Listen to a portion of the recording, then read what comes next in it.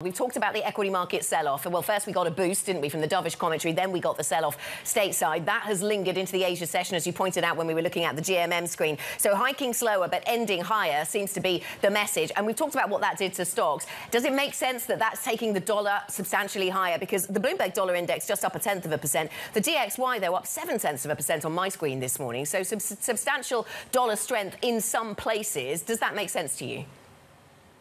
Yeah, I think this does mean to boost the dollar. I think it's really important. We're getting very excited by this idea of slower but higher. I don't think Powell really emphasized the slower bit. He just opened up to the idea that they might be slower at some point. But that really wasn't his key message. His key message was the higher bit. It always amazes me that investors are surprised that he still thinks rates need to go higher, even though the fact that their target is 2% inflation and we have inflation above 8%. We still have deeply negative real yields. We still have easy monetary policy despite the worst inflation problem in 40 years. So of course he thinks rates need to go much higher, and the data tells us that day after day, and we're going to keep on getting that message very clear to December. So I wouldn't put too much focus on the slower, I put more focus on the higher, and yes, that does support the dollar being stronger. Why the DXY rather than Bloomberg Dollar Index? Well, the DXY is very, very focused on the euro primarily, but also on its developed market currencies. Euro, yen, and sterling, I think, make up almost 80% or about 80% of the index, whereas the Bloomberg Dollar Index is much more diversified. It's much more correlated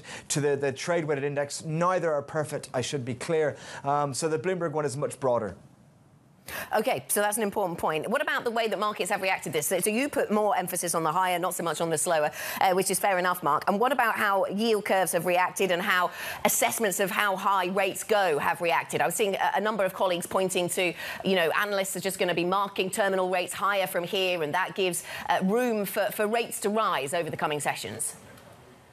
Yeah, I think absolutely. Look, I think the underlying story is unchanged from this Fed meeting. We talked about it yesterday, about this Fed wouldn't really make a difference. The data in the coming weeks, jobs data and inflation data, are going to make clear that yields have to go a lot higher. And that's just very clear. I mean, what Powell did is made people realize that they should care about that. But, we'll go through the same narrative we've gone all year, which is after a little while, people will try looking for dovish hope again, because there's a lot of people who are kind of desperate and being offside, and they're just not used to a different yield environment that we've seen for the past 15 or 20 years. Ultimately, two-year yields need to go much higher. We talked a couple of months ago about the idea of looking at levels like 6.5% for two-year yields. It was a little bit of an arbitrary thrown-out level, but I still think that's kind of the ballpark of what we might be talking about, way above 5% for two-year yields. Terminal rate conversation needs to become unanchored, not just edging up by 10, 15 basis points every kind of few little while. We'll get to a conversation about the Bank of England very shortly, Mark, but just in terms of how it's traded, are you looking for a response in sterling to a big hike from the Bank of England, or is that all just priced in? Look, I think 75 basis points, a dovish 75 basis points is what is expected today. So either 75 basis points and quite dovish communication, or even the fact they might even do 50 basis points. I'm not expecting a big reaction over the next couple of days, but I'm expecting kind of short-term volatility as people try to work it out. The longer-term picture is quite negative for sterling, but we know that, and it's in the price.